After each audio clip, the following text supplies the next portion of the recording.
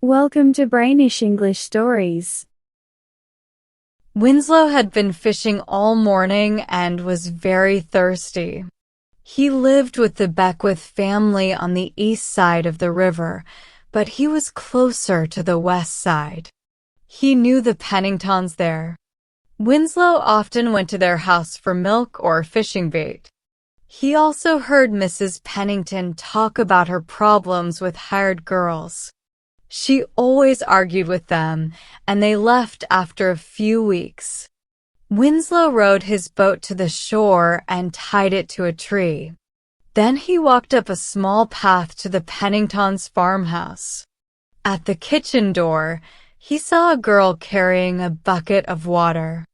She was probably Mrs. Pennington's new hired girl. Winslow thought, "She is so beautiful," and wondered where Mrs. Pennington found her. He asked for a drink of water. The girl gave him a shiny dipper with water. The girl was tall, with a simple, faded dress and a big sun hat. She had light skin with freckles and pretty gray eyes. Her voice was soft. "Would you like more water?" she asked. "No, thank you. That was very good." "Is Mrs. Pennington home?" Winslow asked. "No, she is gone for the day," the girl replied. Winslow asked if he could rest for a while. The girl said, "Oh, no problem." She went into the kitchen, then came back with a knife and a bowl of apples. She sat on a bench under the trees and started peeling the apples. She didn't pay much attention to Winslow, which surprised him. "Do you think you'll get along with Mrs. Pennington?" Winslow asked. "She often fights with her helpers." The girl smiled and said, "Maybe she's hard to please, but I like her so far. If we don't get along, I can leave." "What's your name?" Winslow asked. "Nellie Ray," she said. Winslow gave her advice. "Don't let the cats get into the pantry. Mrs. Pennington fights with her helpers about that." Nellie laughed and said, "There are so many cats here. Why do they keep so many?"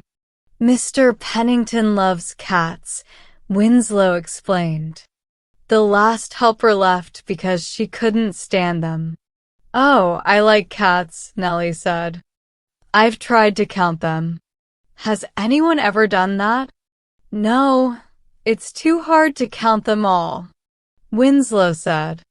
Just then, Nellie said she had to go make dinner because Mr. Pennington would be back soon. Winslow left and rowed his boat back across the river, thinking about Nellie. After that, Winslow visited the Pennington house often. He asked Mrs. Pennington about Nellie. She said Nellie was a good girl but didn't talk much about her. Winslow then found Nellie sitting under the trees, watching the sunset. Nellie spoke in a way that made Winslow feel uncomfortable. She made some mistakes with her words, but Winslow didn't mind because she had a sweet voice and pretty lips. One evening, Winslow asked Nellie to go rowing with him. She agreed, and he learned that she rowed very well. He tried to ask her about herself, but she didn't say much. He told her about his own life, how he had been sick in the spring and had to rest in the country. He said it was lonely in Riverside and at the Beckwith farm. He felt sad. If Nellie didn't feel sorry for him, she should have. After 2 weeks, people in Riverside started talking about Winslow and Nellie. They said he was in love with her. Winslow took her out rowing every night, drove her to church, and visited the Pennington house a lot. People were surprised that Mrs. Pennington let it happen because Nellie was just a hired girl and no one knew where she came from. They thought she was proud and refused to talk to other workers in town. But Winslow and Nellie didn't care about the gossip. Winslow was in love with her, but when he realized this, he felt scared. He thought about his rich family and what they would say. He decided he shouldn't visit Nellie anymore. But after a day, he went back to see her. He found her sitting by the river, and he forgot all his worries. Nellie didn't seem to care about the differences between them. She acted as if it was normal for Winslow to pay attention to her. She had already stayed 4 weeks with Mrs. Pennington, and even the cats behaved.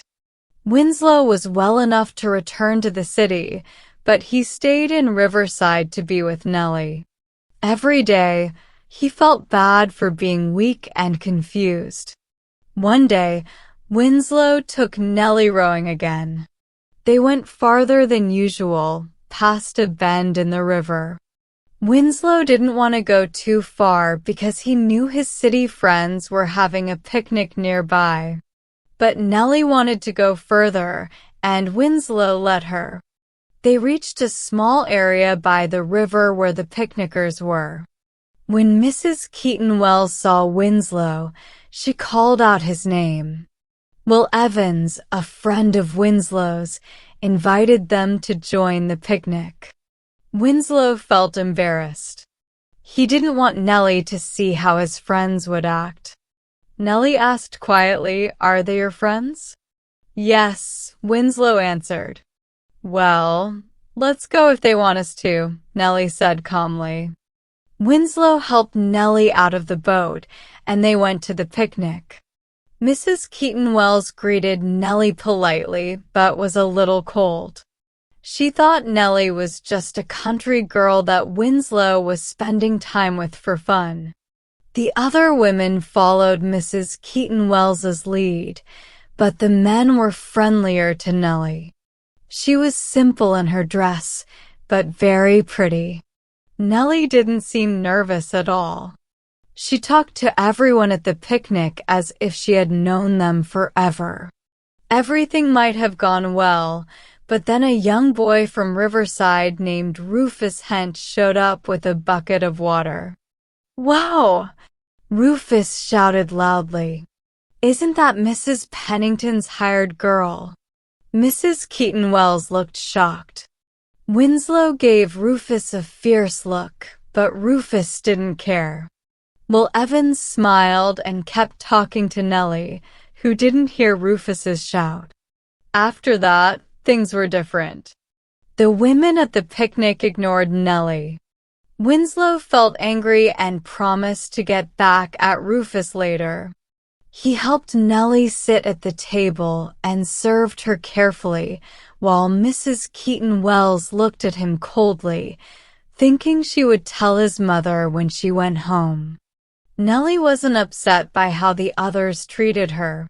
She still ate her lunch. After eating, she walked down to the boat. Winslow followed her.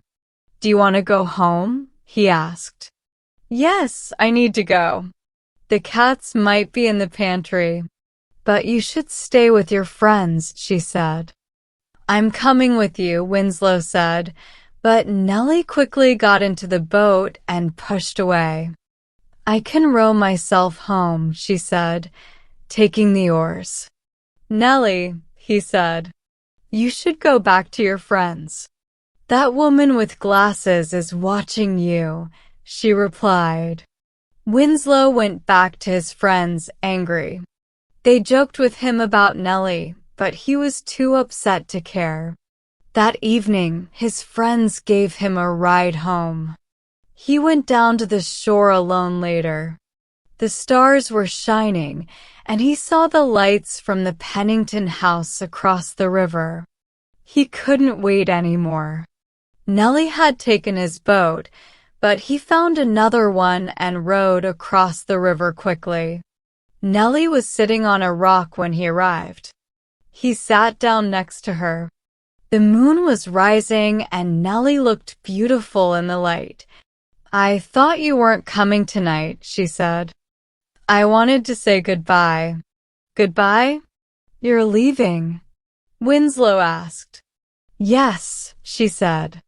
When I got home, the cats were in the pantry again. Really? Winslow said, surprised. No, Nellie said. That's not why I'm leaving. I got a letter from my dad. He's found a house and wants me to come. I'm going tomorrow. Nellie, you can't go.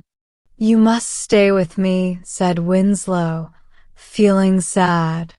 I love you. Please stay with me forever. You don't understand, Mr. Winslow, Nellie said coldly.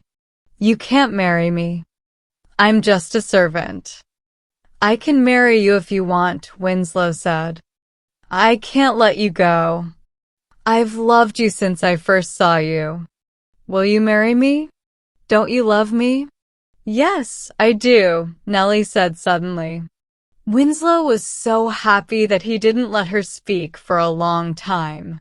What will your family say? Nellie asked after a while. They will be upset. You can't marry me. Don't worry, Winslow said happily. My family will be angry at first. My father may even kick me out. But I don't care.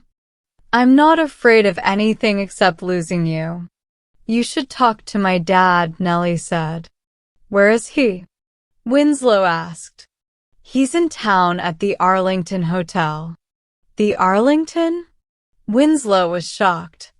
The Arlington was the best hotel in town. What is he doing there? He's working with your father, I think, Nellie said. Wait, who are you? Winslow asked, confused. I'm Helen Ray Scott, she said with a smile. Helen Ray Scott? The daughter of the Railroad King. Winslow said, surprised. Yes. Are you sorry you love me now? She asked. No, Winslow said, still shocked. Nellie smiled. I didn't tell you the truth at first. When we met, I was wearing an old dress, and you thought I was just a servant. I didn't correct you because it was fun to see you treat me differently. I didn't want you to love me for being rich. I wanted you to love me for who I am. Winslow sat down, still surprised. I'm sorry I didn't tell you, Nellie said. I just wanted to be loved for myself. I'll never call you anything but Nellie, Winslow said, not caring about her family's name.